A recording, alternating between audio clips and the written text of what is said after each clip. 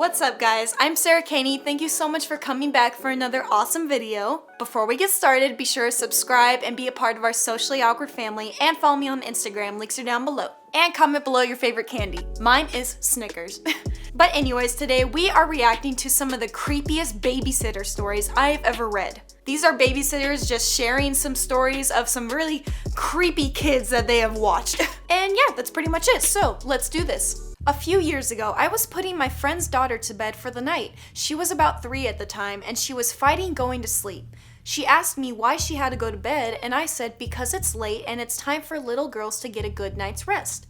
She then pointed at nothing across the room and said, "What about that little girl?" She has to go to bed too. And I gotta get out of here. Yeah, that little girl needs to go away. She's not real. Hopefully she's just an imaginary friend. I'm starting to think that imaginary friends are ghosts that these kids see, but we just don't believe them. Yeah, conspiracy. I would tell this little girl, you need to tell your friend to get out of here and cut the nonsense out. Okay, so I was babysitting a 2-month-old, my niece, and a 5-year-old, my other niece, at my house. The 5-year-old was sleeping in my mom's room right across from the baby's room. I was laying in bed in the baby's room and it's like midnight. All of a sudden, my 5-year-old niece starts screaming from across the hall. I jump out of bed and find her sitting up right in bed with her eyes closed as if she's sleeping. And she's pointing in the corner saying, "The witch is here, the witch is here." I lay her back down and she lays down as if nothing happened. When I walked back into the baby's room, she's sitting up and playing patty cake and looking up at the corner in the ceiling. How does a 2-month-old baby know how to play patty cake? I have no idea. It freaked me out too. Yeah, just, grab her hands and lay her back down and strap her down so she doesn't move again, because that is creepy. 2 years ago, I was looking through my elementary school yearbook with my 5-year-old cousin. When we were at a page with a 2nd grade class, she pointed to a boy's photo and said, "That looks just like Nicholas." When I asked who Nicholas was, she just said, "The boy in my closet," and kept looking on through the pictures. I almost died. He says it so nonchalant, like, "Oh, the boy in my closet. Okay, move on." You better give me some more details. You can't just stop there. Nicholas. I posted this months ago in another thread, but I shall share it again. When I was in high school, I was babysitting for 2 neighborhood kids. The little girl, Emily, never wanted to go to sleep. She would come up with any excuse to not have to go to bed. Every weekend, she tried to stay up later. So when she got up and told me she was scared to go to bed, that she kept hearing voices. I wrote it off as her just trying to get out of going to bed again. I had put her and her brother to bed an hour ago and the boy was already asleep. I humored her though and went into her room and listened. I didn't hear a thing. I checked out her window, everything, and heard and saw nothing. So I compromised with her and laid in bed with her until she fell asleep. After she fell asleep, I went in the hall and I heard voices. I felt all the blood rush out of me and all I could think about was Emily coming into the living room an hour ago crying that she was scared, that she had heard voices begging me to believe her. And the voices were coming from in the house, more specifically down the hall where Justin was. I went over to the room and knocked. I don't know why I knocked, but I think I was just so scared I didn't know what to do. The voices stopped instantly and I heard Justin and it sounded like he was crying. I opened the door and he was laying there face down in the bed crying. I was sort of relieved. I figured he was just upset his parents were going to be gone for so long, and I had made up the whispering in my head. So I went over to the bed and tried to ask Justin what was wrong, and he said, "They're here." "No, they're not. They better get out." I was cuddling my friend's 3-year-old son, and he said very seriously, "I promise I won't ever chew your bones. I promise." Okay, that's a great promise, Timmy. Thank you for that. How do these kids have these random thoughts that are so disturbing? The kidnapping that almost was, ooh. I was in grade school and was told to watch my brother a year younger than me. The doorbell rang once and I didn't answer because I was taught not to answer the door when young and home alone, so I just ignored the ring. That's right, if you're home alone, don't answer the door for nobody. Your parents have keys, they can let themselves in. Then the doorbell is pressed another 5 times, so I assume it's my family or a friend. I go into my dining room and peer through the window.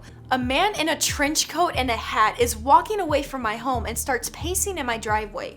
I freaked out and checked that my back door is locked and get my brother to do the garage and the front door. The man comes back as my brother is sitting underneath the door as the man is now not only knocking and ringing the doorbell, but also trying to turn the doorknob. After a few minutes, he goes onto the road and reverses in his kidnapper car down my street.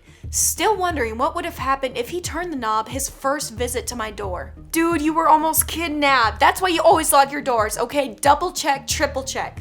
And don't answer it for anybody. Babysitting my younger brother one night at our house. I was 16 and he was 11. Parents were out for a night with some friends and supposed to be home around 2 or so. About midnight, I look out of my bedroom window and saw someone standing out by our garage. I thought it was my brother for some reason.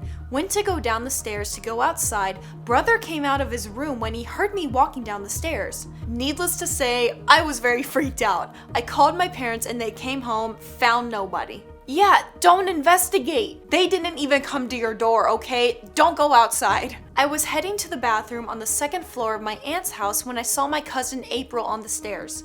April was 4 and very animated. She was busy making funny faces while sitting on the stairs. I asked her what she was doing. She said, "I'm copying the lady with the braid." I looked around and there was no one else but us. I asked, "Where is the lady, April?" She pointed to the beam running parallel to the stairwell. I asked April, "What is the lady doing?" She said, "Making funny faces." I smiled and started walking up the stairs again when April said something that stopped me in my tracks. She said, "Her braids are around her neck." I turned back and asked April to repeat herself. April pointed, "The lady is hanging by her braid. She's making funny faces." Then April started making a face, which I then realized was someone gasping for air. That is a very vivid imaginary friend you got there. Oh my gosh, that is so scary. I watched a few kids while their parents were at a movie. I put the youngest kid to sleep and watched TV till the parents came home. The next day, the parents called. According to their 4-year-old kid, I stood in the doorway and stared at him for a very long time, smiling. I was so confused I didn't know what to say. Dude, there was a demon just smiling at this kid all night? Oh, that's so creepy just thinking about it. A few years ago, I was babysitting a friend's daughter. They lived in an apartment with a big patio window.